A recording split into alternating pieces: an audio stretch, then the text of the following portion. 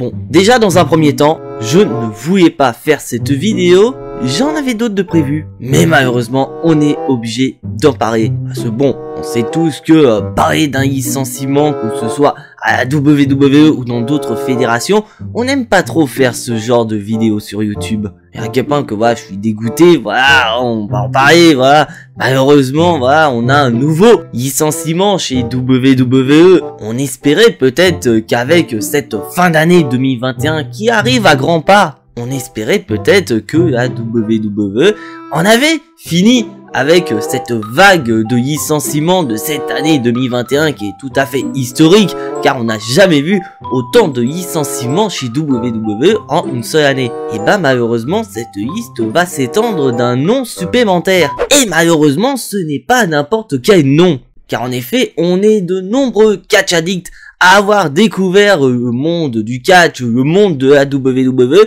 avec la fameuse génération de catch qui est arrivée en France par l'intermédiaire de notre chère chaîne NT1, c'est bien sûr la fameuse génération Catch Attack. Et et dans cette génération Catch Attack, il y avait de nombreux catcheurs qui étaient l'icône de cette génération. Donc il y avait notamment des John Cena, Undertaker ou encore Rey Mysterio. Mais il y avait aussi un catcheur qui n'avait pas cette aura de main eventer chez WWE, mais grâce à cette génération Catch Attack, il a pu acquérir cette aura de main eventer chez WWE.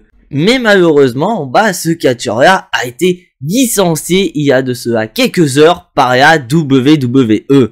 Et ce catcheur, malheureusement, n'est ni plus ni moins que charismatique Enigma Jeff Hardy. Donc après, c'est Fightful qui nous a rapporté cette information que Jeff Hardy aurait été libéré de son contrat par la WWE, mais nous ignorons les motifs de ce licenciement. Mais apparemment, ce serait peut-être dû à ce qui s'est passé lors du week-end dernier, lors d'un live event. Car en effet, depuis de nombreux mois, on a les fans qui sont de retour dans les arènes de la WWE. Donc ce qui veut dire que naturellement, les live events sont revenus. C'est-à-dire les live events, ce sont des shows non télévisés qui permettent donc à des fans de la WWE de pouvoir voir différents catcheurs en action sans que ce soit forcément en lien avec Raw et SmackDown. Donc, par exemple, nous notamment, on a des live events en France, mais malheureusement avec le Covid, on n'a pas pu avoir de live event depuis pas mal de temps.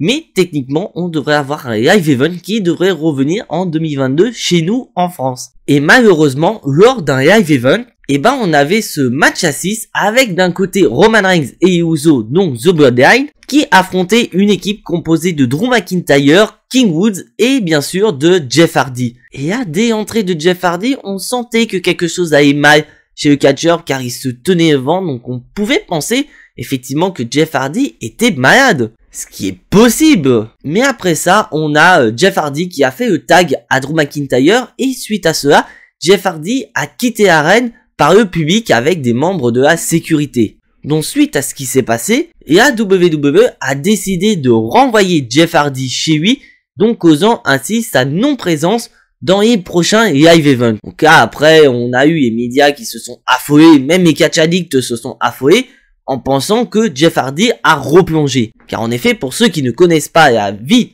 de Jeff Hardy, Jeff Hardy a des vieux démons. Et donc, ces vieux démons sont tout simplement l'alcool et les produits stupéfiants, tout ce qui touche à la drogue. Et d'ailleurs, malheureusement, c'est ces affaires de drogue et d'alcool qui ont causé son licenciement de la WWE dans un premier temps en 2009, mais ça a causé aussi le pire moment de la carrière de Jeff Hardy dans le monde du catch. Donc pour beaucoup d'entre vous, vous allez sûrement deviner de quoi je vais parler maintenant. Il s'agit bien sûr d'un pay-per-view de la TNA actuellement Impact Wrestling et c'était Victory Road. Car en effet, Jeff Hardy était un catcheur de la TNA après son passage à la WWE et il affrontait ni plus ni moins que le Hall of Famer de la WWE Sting lors d'un match de championnat TNA lors de ce pay-per-view Victory Road. Et malheureusement, tout ne s'était pas passé comme prévu. Car en effet, Jeff Hardy était vraiment perché, il avait consommé des produits stupéfiants et malheureusement, il était pas du tout dans le match.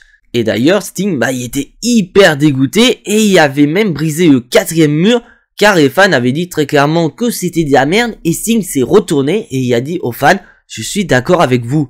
Donc suite à cela, Jeff Hardy est parti en cure de désintoxication, il avait battu ses vieux démons, et à quel point que la WWE voulait montrer que Jeff Hardy avait vaincu ses anciens démons. Je vous rappelle que l'année dernière, Jeff Hardy est entré en rivalité avec Sheamus, d'où vraiment l'idée c'était Jeff Hardy était un drogué, était un alcoolique, et d'un autre côté, Jeff Hardy voulait montrer qu'il avait battu ses démons. Et donc, comme vous savez, Jeff Hardy avait remporté cette rivalité face à Sheamus, donc on pouvait se dire que c'était terminé. Et malheureusement, la WWE pense que Jeff Hardy a replongé, donc ces derniers ont proposé une cure de désintoxication à Jeff Hardy dans vraiment le but de se libérer de cette dépendance à l'alcool et aux produits stupéfiants, sauf que malheureusement, Jeff Hardy a refusé, ce qui a potentiellement provoqué son licenciement une nouvelle fois de la WWE. D'un côté, c'est vrai que je suis extrêmement dégoûté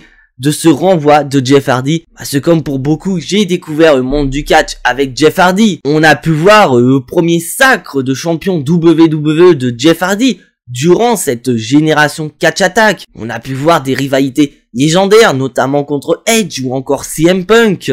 On a eu droit à son retour avec son frère Matt Hardy lors de WrestleMania 33 dans ce fameux match de l'échec qui à la base devait être un triple menace, et New Day qui était l'hôte de ce show ont annoncé que le match allait se transformer en Fatal 4-Way. On se demandait qui allait être la quatrième équipe. Et ça a été les Hardy Boys, et les Hardy Boys avaient donc récupéré les titres par équipe de Raw. Donc après ça, bien sûr, Matt Hardy a quitté la WWE et a rejoint les rangs de All Elite Wrestling, laissant Jeff Hardy tout seul. Mais n'empêche, Jeff Hardy, a quand même eu un règne de champion des États-Unis, et l'année dernière, Jeff Hardy a quand même récupéré le premier titre qu'il a acquis en solo à la WWE, qui était le titre de champion intercontinental. Et d'après les rumeurs, on était censé avoir une rivalité entre Jeff Hardy et le chef tribal Roman Reigns pour le titre universel. Donc d'après les rumeurs, on aurait pu avoir Jeff Hardy contre Roman Reigns pour le titre de champion universel,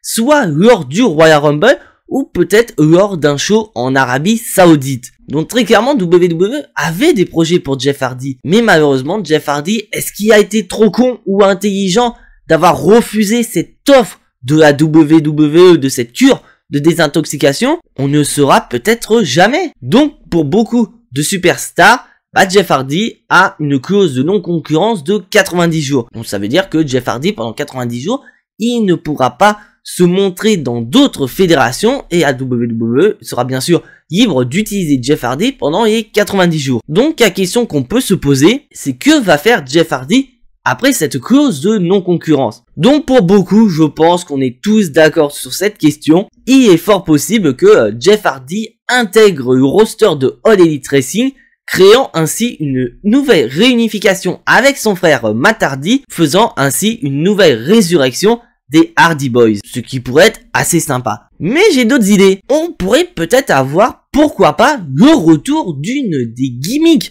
de Jeff Hardy, qui est ni plus ni moins que Willow. Parce que c'est vrai que c'est une gimmick qu'on espérait revoir à la WWE depuis que Jeff Hardy est en solo. On aurait pu imaginer, pourquoi pas, une rivalité entre Willow ou The Fiend Bray Wyatt, ou encore Willow contre le Demon King Finn Balor. Mais malheureusement, on ne verra jamais ce personnage à la WWE. Et bien sûr, il y a énormément de superstars de la WWE qui ont présenté leur encouragement envers Jeff Hardy. Donc j'invite tous les catch addicts qui regardent cette vidéo d'adresser leur soutien à Jeff Hardy, et on espère sincèrement que Jeff Hardy va se relever et revenir encore plus fort. Bien sûr, on sait tous que Jeff Hardy arrive quand même à un âge où la retraite arrive très bientôt, mais on espère pourquoi pas Jeff Hardy dans une nouvelle fédération et avoir pourquoi pas un run intéressant dans cette nouvelle fédération. Donc voilà, c'est tout pour cette vidéo qui était vraiment pas prévue, et vraiment j'étais pas motivé à faire cette vidéo. Comme d'habitude, si tu n'es pas abonné à la chaîne, je t'invite à t'y abonner juste ici,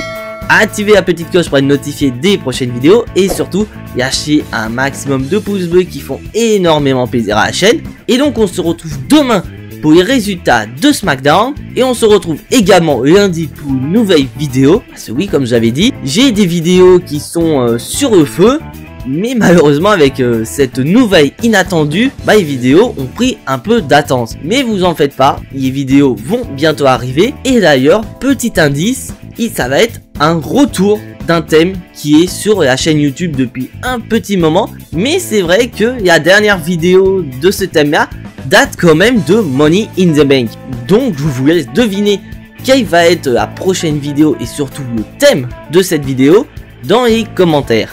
Mais en attendant, soyez tous très fiers d'être des catch addicts. Et n'oubliez pas que le catch c'est la vie. Le catch c'est la meilleure chose qui soit. Le catch vie. C'était Jimbo, je vous fais à tous en attendant des gros bisous. Et à la prochaine.